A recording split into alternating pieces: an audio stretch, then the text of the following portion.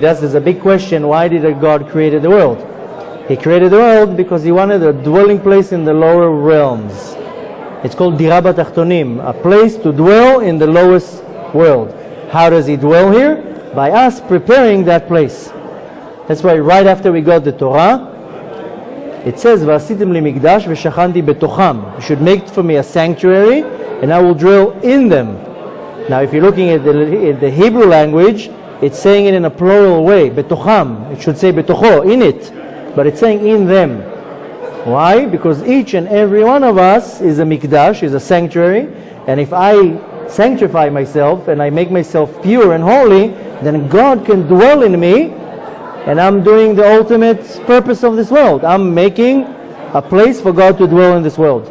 So if my house is kosher, and I have mezuzot on the wall, and books in the house, and everybody keeps Shabbat in the house, and there's only mitzvot in the house, and the entire house is exactly how the Torah tells us to be, then God can actually come and dwell in the house. Same with my body. If my mind is pure, and my body is pure, and my entire existence is pure, then God can dwell in me, and I can operate in the world. Basically, God operates in the world through me.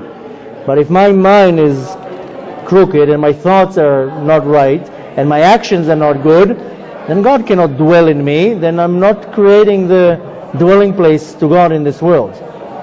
So God says, you make yourself a sanctuary, a mikdash, and then I'll dwell in you, and then I can operate in the world. We're like a puppet, and God goes in us. Like a puppet, you put your hand in and you move your hands until the puppet moves. Same thing with, that's how it is. God gets dressed in us, and if I make myself a dwelling place, then I'm basically a machine that God operates through. And the more I have my own ego and my own desires and my own inclinations, then there's no room for God. I don't want you here. I have my own life. Then I'm by myself. That's what I said before. Then you're walking with your head, you're banging your head against the wall, because you're going according to your desire, not according to the ultimate desire. God might tell you, I don't want you to be here, I want you to be here. Don't do this, do this. That's why when you have your own ego, then you're never going to get to the right point. I'm not saying ego in a negative way. Ego means that you're driven by what you think is the right thing to do. If you're saying, no, what is the right thing to do? What God wants me now to do this. God wants me to do this. He wants me to do that. Then I'm becoming this. In Hebrew it's called merkava. Merkava is like a wagon. Like you have those big trucks. There's a front part with the engine, and it pulls like a whole container. Wherever the truck will go, the back will follow. This is called merkava. So Hashem tells you have to be annulled, and wherever I go, then I just follow. But then I'm going on my real path. I'm not making up a path. When I make up a path, I'll never get to where I'm supposed to, and then what it will result in, then I'm never going to be happy. Everything's not going to be good. Nothing's going to work out.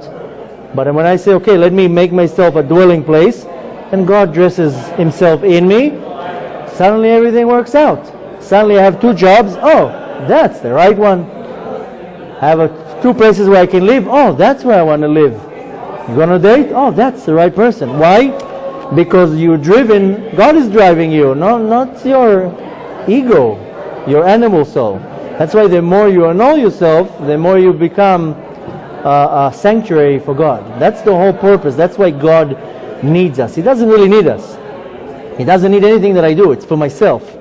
But if you want to look at it in the other way, why God needs us? Because we are like His tools, how He conducts Himself in this world. That's why one of the worst sins one can do is chilul Hashem, is desecrating the name of Hashem.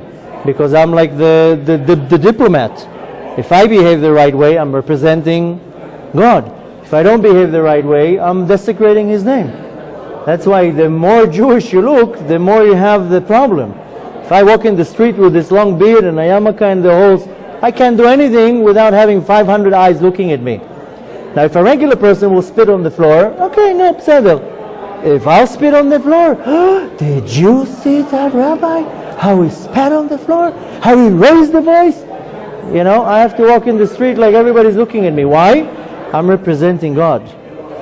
And don't think that if you don't have a long beard and a yarmulke, you're not representing God. People know you're Jewish. People know from a mile away that you're Jewish, and if you behave the wrong way, then you're desecrating God's name. I had in a lecture, in a class, not too long ago, a guy who told me, I heard from a rabbi that if you're stealing from a non-Jew, it's fine. Are you out of your mind? Here you're doing two sins, stealing and you're desecrating the name of Hashem.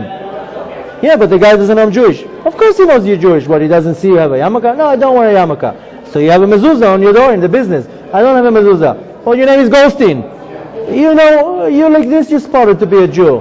And if you steal from a non-Jew, A, you have the sin of stealing. B, you know, you did Chilul Hashem. That person is looking at you, telling, look at this Jew. How he stole from me. So we are Hashem's diplomats at the end of the day. So, but really Hashem doesn't really need us. Yes?